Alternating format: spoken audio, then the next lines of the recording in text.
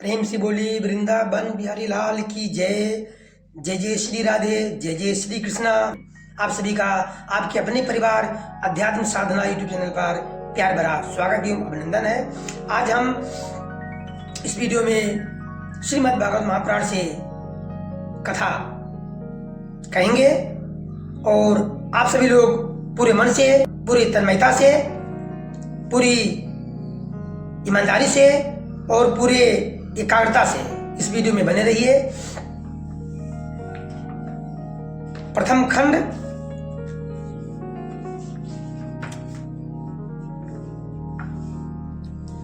और तृतीय अध्याय, तीसरा अध्याय जो भगवान के अवतारों का वर्णन किया गया है, जो भगवान के अवतारों का वर्णन किया गया है, इस अध्याय में आप लोग कथा का रसापान कर रहे हैं।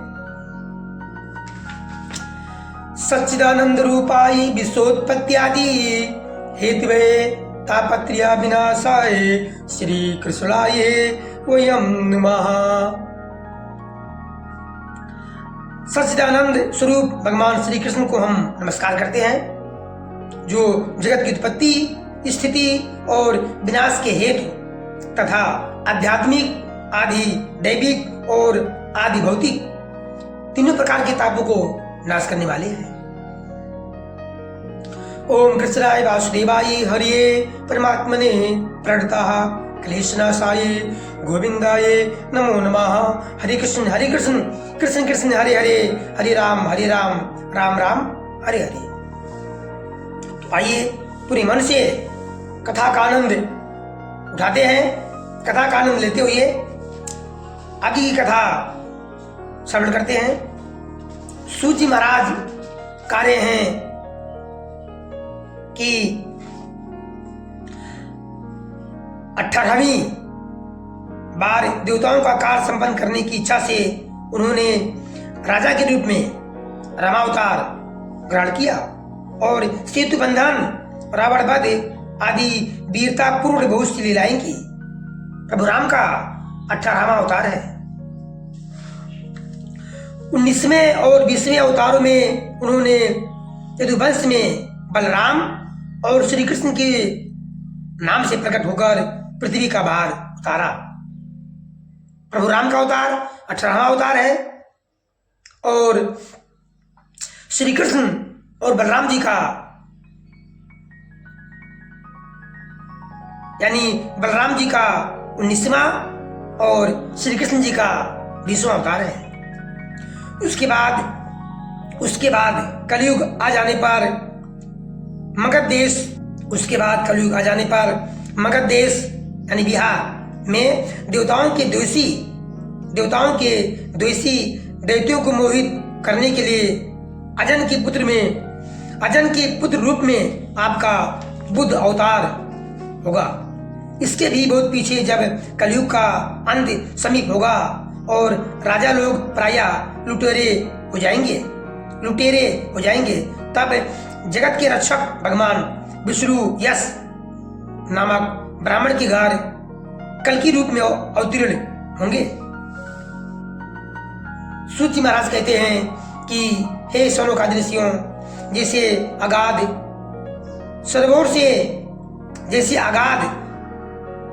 सरोवर से हजारों छोटे छोटे नाले निकलते हैं, वैसे ही सप्तनिधि भगवान श्री हरि के असंख्य अवतार हुआ करते हैं।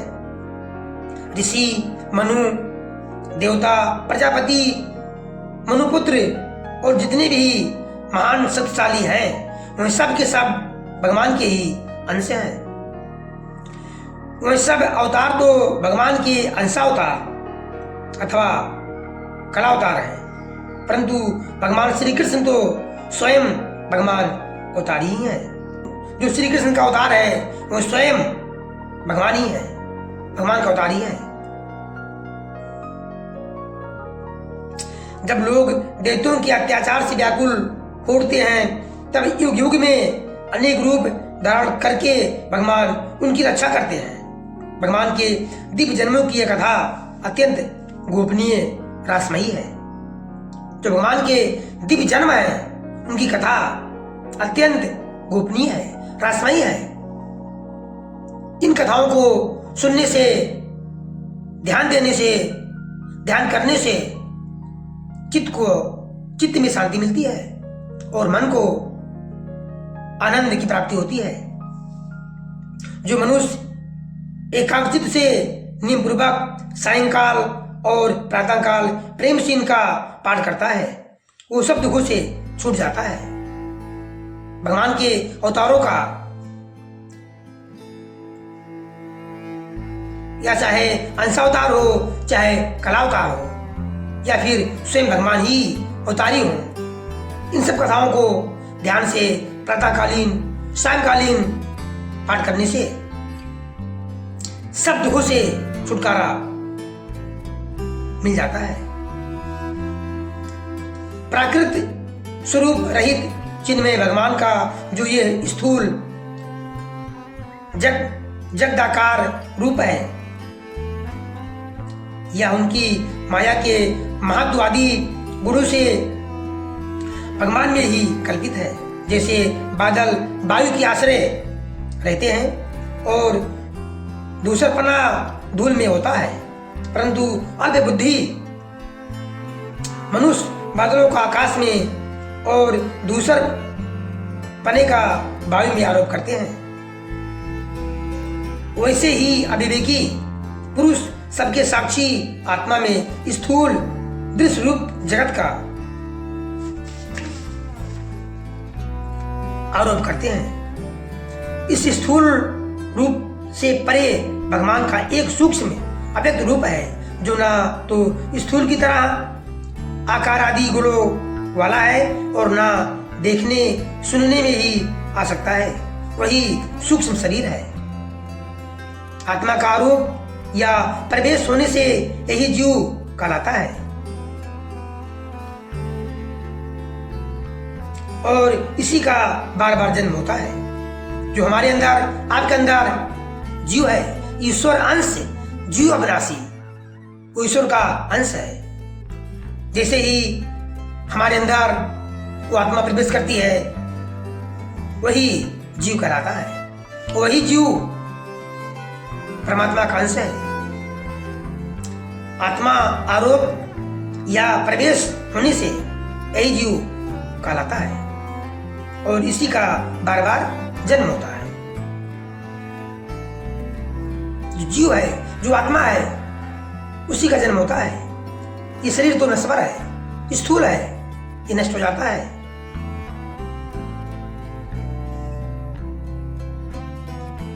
इस वीडियो में आप लोग भगवान के अवतारों का उल्लेख आप लोग सुने, क्योंकि भगवान का जो अवतार होता है पूरे ब्रह्मांड के लिए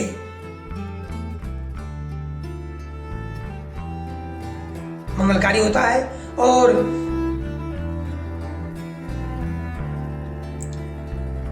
मनुष्य की रक्षा करने के लिए ही भगवान का अवतार होता है। दुष्टों का संहार के लिए, दुष्टों का संहार करने के लिए और अपने भक्तों की रक्षा करने के लिए, देखभाल करने के लिए ही प्रभु का, ईश्वर का अवतार होता है। गोदिज धेनु देव हितकारी कृपा सिंधु मानुष तंदारी। गोदिज धेनु, गो मतलब पृथ्वी, दिज ब्राह्मण, गोदिज धेनु गाय, गाय यानी पृथ्वी, ब्राह्मण, देव और गाय। गोदिज धेनु देव हितकारी कृपा सिंधु मानुष तंदारी। जो कृपा के सिंधु है, जो कृपा के समुद्र है, उन्होंने ही प्रभु राम के रूप में मानव शरीर धारण किया, अर्थात पृथ्वी के लिए, ब्राह्मण के लिए, गाय के लिए और देवताओं की रक्षा करने के लिए ही प्रभु का अवतार होता है। प्रेम से बोलिए वृंदावन बिहारी लाल की जय। जय जय श्री राधे।